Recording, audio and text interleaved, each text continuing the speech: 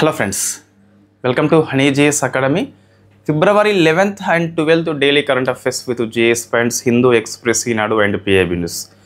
ఈరోజు ఈ 2 days local issues ఏవైతే ఉన్నాయో ఏపీ అండ్ తెలంగాణ 13th రోజు డిస్కస్ చేద్దాం.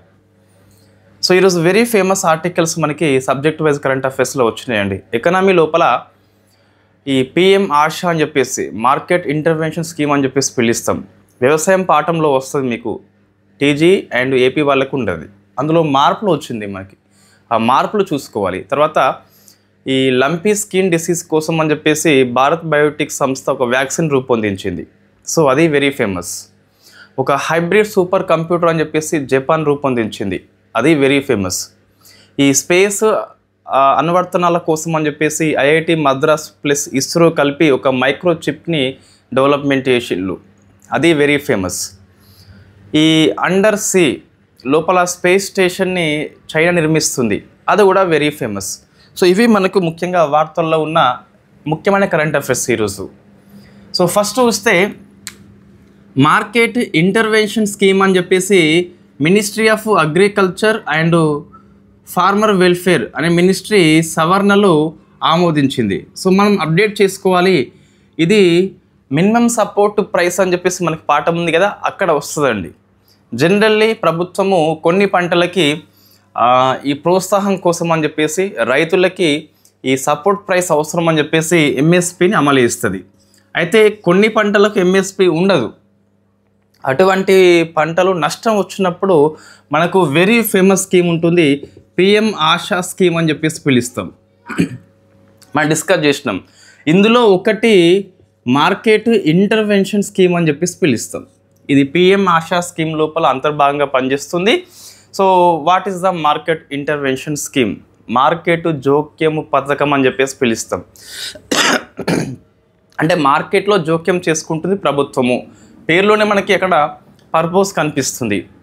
సో ఏదైతే ఎంఎస్పి పంటలు కానీ ఉంటాయో వాటికి గత సీజన్లో సవరణలు అని చెప్పేసి చూస్తే గత సీజన్లో ఉన్న రేటుకి 10% తగ్గితే, సో గత సీజన్లో ఉన్న రేటుకి 10% తగ్గితే దానికి ముఖ్యంగా ఈ టాప్స్ అని చెప్పేసి పిలుస్తాం. అంటే టమాటో, ఆనియన్, పొటాటో టాప్స్గా మనకి ఇది వెరీ ఫేమస్. ఈ 3 పంటలు తొందరగా చెడిపోతాయి, ఈ రవాణా టైంలో చెడిపోతాయి, స్టోరేజ్ టైంలో చెడిపోతాయి, వీటి యొక్క నిల్వ సమయం చాలా తక్కువ ఉంటుంది. ఇటువంటి వాటికి గత సీజన్లో ఉన్న రేటు కంటే 10% తక్కువ వస్తే ఆ పంటలకి ఈ మార్కెట్ ఇంటర్వెన్షన్ స్కీమ్ అని చెప్పేసి అప్లై చేస్తాం. సో ఎంత మనకి 10% తగ్గితే అని చెప్పేసి గుర్తుపెట్టుకోవాలి. సో నెక్స్ట్ పాయింట్ సెకండ్ది, మరి మొత్తం గవర్నమెంట్కి ఉంటుందా? కాదు. ఇంతకుముందు 20% ఉండే సేకరణ వచ్చేసి ఇప్పుడు దీన్ని 20%కి పెంచారు.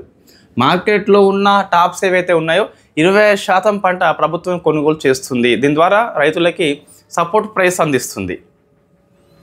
అయితే మరి ఇది ఖర్చు ఎవరు భరించాలి అంటే సెంట్రల్ అండ్ స్టేట్ ఇరువురు భరించాలి. ఎంత? 50:50%. ఇది స్టేటు, సెంటర్ అంటే రాష్ట్రాల మద్దతు ఉంటేనే ఈ స్కీమ్ ఆ రాష్ట్రం లోపల ఇంప్లిమెంట్ చేస్తుంది, కేంద్రం లేకుంటే చేయదు. అదే నార్త్ ఈస్ట్ రాష్ట్రాలు అయితే ఇట్ట ఇది 75:25గా ఉంటుంది. అంటే సెంట్రల్ 75% ఖర్చు భరిస్తుంది. సో మనకు వచ్చిన మార్పులు ఏంటి అంటే 10%కి పడిపోతే అమలు చేస్తుంది. ఎంత పంట సేకరణ అంటే 20% ఉండేది ఇంతకుముందు 20%కి పెంచారు. ఈ లెసన్లు ఎక్కడ వస్తుంది మనకి? వ్యవసాయము పాఠం ఉంది కదా, అక్కడ సపోర్ట్ ప్రైస్ పాఠం ఉంది కదా, అక్కడ వస్తుందండి. పిఎం ఆశలో భాగంగా మార్కెట్ ఇంటర్వెన్షన్ స్కీమ్ అని చెప్పేసి ముఖ్యంగా టాప్స్ అనే 3 పంటలకి అప్లికేబుల్ చేస్తుంది. టమాటో, ఆనియన్ అండ్ పొటాటో అని చెప్పేసి పిలుస్తాం. సో ఇది ఎకనామీ లోపల వచ్చిన అప్డేట్స్ అండి. ఎకనామీ కోర్సులో మనకి ఇది డిస్కస్ చేస్తామండి కంపల్సరీ. ఇక్కడ వ్యవసాయం పాఠం లోపల డిస్కస్ చేస్తాం మనం దీన్ని.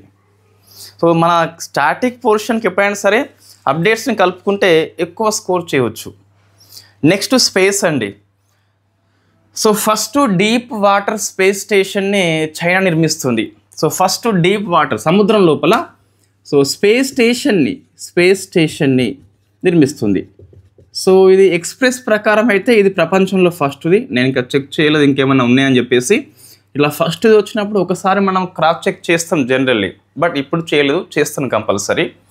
సో మళ్ళీ చెప్పినంత వరకు అయితే ఇది ఫస్ట్ స్పేస్ స్టేషన్గా మనం తీసుకోవాలి డీప్ సీ లోపల. సో ఎవరు? చైనా. సో డీప్ సీ వచ్చింది కాబట్టి ఆ సీ నేమ్ కూడా మనం గుర్తుపెట్టుకోవాలి. సౌత్ చైనా సీ అని చెప్పేసి పిలుస్తాం. సో సౌత్ చైనా సీ, దక్షిణ చైనా సముద్రం లోపల ప్రపంచంలో మొట్టమొదటి డీప్ వాటర్ అంటే వాటర్ లోపల స్పేస్ స్టేషన్ నిర్మిస్తుంది. 2030 నాటికి ఇది అమల్లోకి వస్తుందట. కాబట్టి ఒక ఇంపార్టెంట్ అప్డేట్ మనకి స్పేస్ లోపల. మీకు ఎమర్జింగ్ టెక్నాలజీ అని చెప్పి సైన్స్ అండ్ టెక్నాలజీ లోపల ఏబిపిఎస్ వాళ్ళకి ఉన్నది. సో దాని కిందకి వస్తుంది. స్పేస్ కావచ్చు, డిఫెన్స్ కావచ్చు, ఐటీ కావచ్చు, రెడ్జ్. నెక్స్ట్ డిఫెన్స్ అండి. డిఫెన్స్లో చూస్తే సుకోయి 30 MKI మనకు తెలుసు ఆల్రెడీ. రష్యా మనకి అమ్మింది, మనం ప్రజెంట్ దేశీయంగానే ఉత్పత్తి చేస్తున్నాం, దాని సాంకేతికత బదిలీ చేసింది కాబట్టి.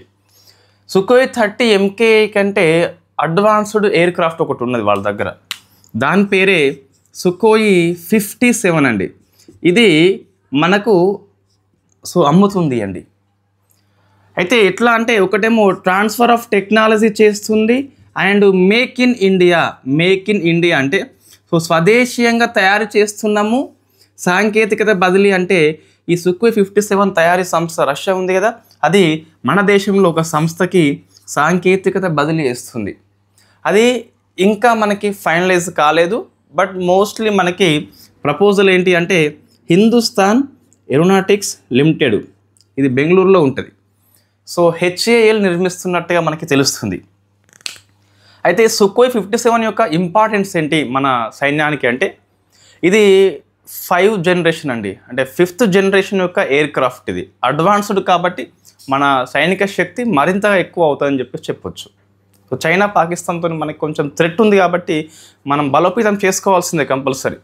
సో సుకోయి 57 బాగా గుర్తుపెట్టుకోవాలి. It is 5th generation air craft అండి. మన ఇండియాలో ఇంతవరకు అయితే లేదు.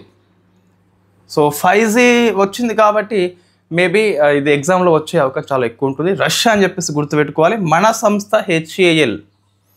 ఇంకోటి చెప్పినంత వరకు అయితే ఇదే రైట్. నెక్స్ట్ ఈ ఇండియాను UK రక్షణ ఒప్పందాలు చేసుకున్నాయి. మనకు ఈ ఏరో ఇండియా అని చెప్పేసి బెంగళూరు లోపల జరుగుతుంది కదా, సో వైమానిక ప్రదర్శన, అందులో చాలా సంస్థలు ఒప్పందాలు చేసుకుంటాయండి. ఇది రక్షణ ఒప్పందాలు, ఇండియా ప్లస్ అదర్ కంట్రీ, మనకు అది ఇస్తాము, మనం వాళ్ళకి ఇది ఇస్తామని చెప్పేసి.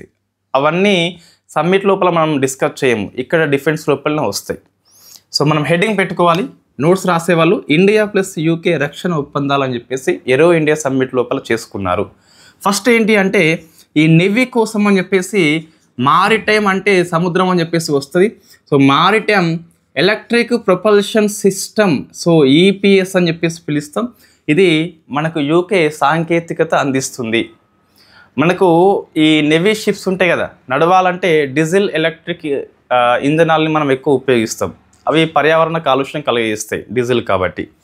సో ఇక్కడ ఎలక్ట్రిక్ ప్రొపల్షన్ ఉన్నది కాబట్టి మన EV బైక్ లెక్క అండి, ఎలక్ట్రిక్ వెహికల్స్ ఉంటాయి కదా, అట్లా నెవీ షిప్స్ కూడా మనం తయారు చేసుకుంటున్నాము. పర్యావరణ అనుకూల వాహనం తయారు చేస్తున్నాం కాబట్టి ఇది ఒక మంచి ఒప్పందం మనకి. ఇది ఎగ్జామ్ దృష్ట్యా మీకు వెరీ ఫేమస్, బట్ పేపర్లో చూస్తే మనం ఎక్కువ అట్రాక్ట్ చేయదు. ఏంటి? Maritime electric propulsion system. Propulsion means ఇంధనం అని చెప్పేసి పిలుస్తాం. సో ఎలక్ట్రానిక్ ఇంధన్ ఉపయోగించి నెవీ షిప్స్ లోపల పనిచేస్తుంది కాబట్టి UK అని చెప్పేసి ఆ దేశం పేరు మనం గుర్తుపెట్టుకోవాలి. తర్వాత ఇంకోటి advanced short range air to air missile అని చెప్పేసి, అంటే మనం ఆకాశం నుంచి ఆకాశంకి ప్రయోగించే మిసైల్స్ కొన్ని ఉంటాయి. సో అందులో కొన్ని అధునాతన వర్షన్స్ కలిగి ఉంటాయి. అటువంటి మిసైల్ యొక్క అసెంబ్లింగ్ అంటే మనం ఏం చేస్తాం, విడివిడి పరికరాలన్నీ కలిపి ఇక్కడ ఒక వాహనంగా రూపొందిస్తాం. అసెంబ్లింగ్ అండ్ టెస్టింగ్ కూడా. సో టెస్టింగ్ ఫెసిలిటీ మనము హైదరాబాద్లో ఏర్పాటు చేసుకుంటున్నాం. దీనికి UK సంస్థ హెల్ప్ చేస్తుంది. ఏంటి? Advanced short range air to air missile యొక్క అసెంబ్లింగ్ అండ్ టెస్టింగ్ ఫెసిలిటీ హైదరాబాద్లో ఏర్పాటు చేసుకుంటున్నాం. దీనికోసం అని చెప్పేసి ఒప్పందం చేసుకున్న సంస్థ పేరు భారత్ డైనమిక్స్ లిమిటెడ్, BDLను. దాంతోపాటు UK లోపల మనకి మత్ర, సో మిత్ర కాదండి, మత్రనే. సో మత్ర డైనమిక్స్ లిమిటెడ్ అని చెప్పేసి ఇది ఒక యూకే సంస్థ. So BDL plus Matra. వాడు కొన్నిసార్లు ఏపీపీఎస్ వాడు ఏం చేస్తారంటే డిఫెన్స్ టెక్నాలజీ లోపల ఇదంతా ఇస్తారండి. సో ఇటీవల మనం ఏర్పాటు చేసుకుంటున్న హైదరాబాద్లో advanced short range air to air missile అనేది బీడిఎల్ రూపొందిస్తుంది. అయితే బీడిఎల్ రూపొందించే సంస్థకి ఏ సంస్థ హెల్ప్ చేస్తుంది, అట్లా మనకు ప్రశ్న వస్తుంది. సో మత్ర అని చెప్పేసి గుర్తుపెట్టుకోవాలి, అది ఒక యూకే సంస్థ. ఇవి డిఫెన్స్ ఆర్టికల్స్ అండి, బాగా ఫేమస్. ఇవి అన్నీ ఫస్ట్ న్యూసే కాబట్టి బాగా ఫోకస్ చేయండి. Next science and technology others అంటే స్పేస్ డిఫెన్స్ కాకుండా ఇతర అంశాలు వస్తాయి. రోబోటిక్స్ కావచ్చు, డిసీజ్ కావచ్చు, ఐటీ కావచ్చు, ఏఐ కావచ్చు. ప్రపంచంలో మొట్టమొదటి hybrid quantum super computer, it is first hybrid super computer అట. దీన్ని జపాన్ రూపొందించింది. సో పేరు అవసరం మనకి, రోమిని అని చెప్పేసి పిలుస్తాం, రీమిని అని చెప్పేసి పిలుస్తాం. సో రీమిని ఇది ప్రపంచంలో first hybrid super computer, Japan రూపొందించింది. సింగిల్ వర్డ్ క్వశ్చన్ అండి, దీంట్లో మళ్ళీ ఇంకా ఎక్కువ ఏమి ఉండదు. సో సెకండ్ది ఇది అయితే వెరీ ఫేమస్, మనం ఐరిస్గా పిలుస్తున్నాం. సో ఏంటి ఐరిస్ అంటే, ఈ ఐఐటి మద్రాస్ ఉంది కదా, ఐఐటి మద్రాసును మన స్పేస్ ఇన్స్టిట్యూషన్ ఇస్రో అని చెప్పేసి పిలుస్తాం కదా, ఇవి రెండు కలిపి స్పేస్ అప్లికేషన్ లోపల, అంటే ఈ అంతరిక్ష అనువర్తనాలని చెప్పేసి పిలుస్తాం, ఉపయోగాలని చెప్పేసి పిలుస్తాం తెలుగు లోపల. అందులో ఉపయోగించే మైక్రోచిప్ ప్రాసెసర్ని, famous known as semiconductor చిప్ని తయారు చేస్తున్నాయి. దాని పేరే ఐరిస్ అని చెప్పేసి పిలుస్తాం. ఎవరెవరండి? సో ఐఐటి మద్రాసును దాంతోపాటు ఇస్రో అని చెప్పేసి ఇవి రెండు కలిపి స్పేస్ అప్లికేషన్లో ఉపయోగించే సెమీ కండక్టర్ చిప్ని తయారు చేస్తున్నాయి కాబట్టి వెరీ ఫేమస్.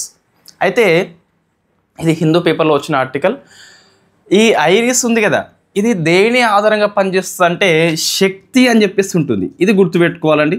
సో శక్తి ఏంటి అంటే, ఈ ministry of electronics and IT వాళ్ళు రూపొందించిన ఒక మైక్రోచిప్ ప్రాసెసర్ టెక్నాలజీ పేరే శక్తి అండి. మనకి కంప్యూటర్ చిప్స్ ఉంటాయి కదా, అవి పనిచేసే టెక్నాలజీ ఉంటుంది కదా, ఆ టెక్నాలజీ పేరే శక్తి అండి. అయితే వాడు పేపర్లో ఏమి ఇచ్చిండు ఎక్స్ప్రెస్ వాడు అంటే, ఇన్ఫ్యాక్ట్ ఈ శక్తి పేరు ఇచ్చిండు ఆ చిప్పుది, బట్ చిప్ నేమ్ శక్తి కాదు, ఐరిస్గా పిలుస్తాం. సో ఐరిస్ మీన్స్ ఇండిజినియస్, అంటే స్వదేశీయంగా రూపొందించబడ్డ రిస్క్ వి అని చెప్పేసి ఉంటుంది. సో ఈ రిస్క్ వినే మనము శక్తిగా పిలుస్తాం. సో రిస్క్ వి అని చెప్పేసి ఇది టెక్నికల్ వర్డ్, ఇది టెక్నాలజీ పదం, సాంకేతిక పదం. దీనికి మనం శక్తిగా పేరు పెట్టుకున్నాం. సో ఇప్పుడు ఏంటి, ఇండిజినియస్ స్వదేశంగా రూపొందించబడ్డ రిస్క్ వి స్పేస్ అని చెప్పేసి పిలుస్తాం. సో రిస్క్ వి మీన్స్ శక్తి అండి. ఇది దేని ఆధారంగా పనిచేస్తుంది అంటే శక్తి అనే టెక్నాలజీ ఆధారంగా పనిచేస్తుంది. టెక్నికల్ వర్డ్ పేరే రిస్క్ విగా పిలుస్తాం. సో ఎక్స్ప్రెస్ పేపర్ ఇచ్చినట్టు శక్తి అని చెప్పేసి పేరు కాదు, ఐరిస్ అని చెప్పేసి పిలుస్తాం. Shakti it is the technology name, Iris microchip name. ఎందుకోసం పనిచేస్తుంది అంటే స్పేస్ అప్లికేషన్ కోసం పనిచేస్తుంది, అంటే స్పేస్ అనువర్తనాల కోసం అని చెప్పేసి పనిచేస్తుంది. సో నెక్స్ట్ ఈ లంపీ స్కిన్ డిసీజ్ మనకి లాస్ట్ ఇయర్ చాలా ఇబ్బంది పెట్టింది. పశువులకి ఈ కనుపులు వస్తాయి, గడ్డలు వస్తాయి, మొత్తం మీద పాల ఉత్పత్తి తగ్గిపోతుంది, అవి చనిపోతాయి కొన్నిసార్లు. అటు లంపీ స్కిన్ డిసీజ్కి వ్యాక్సిన్ లేదు. అదే భారత్ బయోటిక్ సంస్థ యొక్క అనుబంధ సంస్థ బయోవెబ్ అని చెప్పేస్తుంది. సో ఈ బయోవెట్ అని చెప్పేస్తున్నది. ఈ బయోవెట్ అనేది భారత్ బయోటిక్ సంస్థ యొక్క అనుబంధ కంపెనీ. ఇది ఈ లంపీ స్కిన్ డిసీజ్ కోసం అని చెప్పేసి బయోలంపీ వ్యాక్సిన్ రూపొందించింది. సో బయోలంపీ వ్యాక్సిన్ గుర్తుపెట్టుకోవాలి, ప్రశ్న వస్తుంది. దీన్ని సెంట్రల్ డ్రగ్ స్టాండర్డ్ సంస్థ ఆమోదించింది కాబట్టి very famous. So lumpy skin డిసీజ్కి మంచి వ్యాక్సిన్ కాబట్టి ఎగ్జామ్లో వస్తుంది, బయోలంపీ వ్యాక్సిన్. దీన్ని బయోవెట్ అనే సంస్థ రూపొందించింది, భారత్ బయోటిక్ సంస్థ యొక్క అనుబంధ సంస్థ. Lumpy skin disease it is a viral disease. ఒకవేళ ఈగలు, దోమలు, ఈ పేల ద్వారా వస్తుంది, మనిషికి కూడా వస్తుంది కంపల్సరీ. ఇట్ ఈస్ జెనెటిక్ డిసీజే. ఎక్కువ మనకి ఇన్ఫెక్టెడ్ యానిమల్ దగ్గర క్లోజ్గా అయితే వస్తుంది. సో ఇది ఎక్కువ పాల ఉత్పత్తిని ప్రభావితం చేస్తుందని చెప్పేసి గుర్తుపెట్టుకోవాలి. పాలు అనేది తగ్గిపోతుంది భారతదేశం లోపల ఈ స్కిన్ డిసీజ్ వల్ల. నెక్స్ట్ అండి, ఒక రిపోర్ట్ మనకి వార్తల్లో ఉంది. కరప్షన్ పర్సెప్షన్ ఇండెక్స్ అని చెప్పేసి పిలుస్తాం. అవినీతి సూచిక అని చెప్పేసి ట్రాన్స్పరెన్సీ సంస్థ ఇస్తుంది every year. So first rank అంటే ఇప్పుడు స్కోర్ ఇస్తుందండి ట్రాన్స్పరెన్సీ సంస్థ. 0 నుంచి 100 ఇస్తుంది స్కోరు. సో 0 అంటే అత్యంత అవినీతి, 100 అంటే మంచి స్వచ్ఛమైన దేశం అని చెప్పేసి పిలుస్తాం. So first rank goes to Denmark అండి, సెకండ్ ర్యాంక్ వచ్చేసి ఫిన్లాండ్, థర్డ్ ర్యాంక్ వచ్చేసి సింగపూర్. అంటే ఇవి అవినీతి రహిత దేశాలని చెప్పేసి పిలుస్తాం. మరి ఇండియా ర్యాంక్ ఎంత అని చెప్పి చూస్తే 96 అండి, 96 ఇండియా ర్యాంక్. స్కోర్ ఎంత అంటే 38 స్కోరు. అంతకుముందు లాస్ట్ ఇయర్ ఇండియా ర్యాంకు 93 ఉండే, స్కోర్ ఏమో 39. స్కోర్ తగ్గింది అంటే మనకి అవినీతి పెరిగినట్టుగా మనం తీసుకోవచ్చు. 0 అంటే అత్యంత అవినీతి, 39 నుంచి 38కి వచ్చింది అంటే ఏమైంది, స్కోరు తగ్గింది అంటే అవినీతి మనకు ఎక్కువైనట్టు. సో 96 అని చెప్పేసి గుర్తుపెట్టుకోవాలి. 96 డెన్మార్క్, ఫిన్లాండ్, సింగపూర్ అని చెప్పేసి పిలుస్తాం. బట్ మనకి ఫస్ట్ ఎక్కువ డెన్మార్క్ అని చెప్పేసి తెలుస్తుంది అవినీతి రహిత దేశం కాబట్టి. బట్ ఇండియా ర్యాంక్ బాగా ఫోకస్ చేయండి. సో ఇది మనకి అవినీతి దేశాలండి. అవినీతి మీద ర్యాంకింగ్ ఎక్కువ చూస్తే మార్కెట్ ఇంటర్వెన్షన్ స్కీమ్ బాగా ఫోకస్ చేయండి. 10% దిగువన రేట్స్ పడిపోతే ప్రభుత్వం జోక్యం చేసుకుంటుంది, బట్ రాష్ట్ర ప్రభుత్వాల యొక్క సపోర్ట్తోనే. నెక్స్ట్ ఈ డీప్ సీ లోపల స్పేస్ స్టేషన్ చైనా నిర్మిస్తుంది 2030 నాటికి, అది ఫోకస్ చేయండి. తర్వాత ఈ సుకోయ్ 57గా అది 5th జనరేషన్ కాబట్టి ఎయిర్ క్రాఫ్ట్, అది ఫోకస్ చేయండి. మారిటైమ్ ఎలక్ట్రిక్ సిస్టమ్ కాబట్టి దీన్ని ఫోకస్ చేయండి. నెక్స్ట్ వచ్చేసి ఈ అసెంబ్లీ టెస్టింగ్ ఫెసిలిటీ హైదరాబాద్ లోపల ఏర్పాటు చేస్తుంది BDL అని చెప్పేసి, అది ఫోకస్ చేయండి.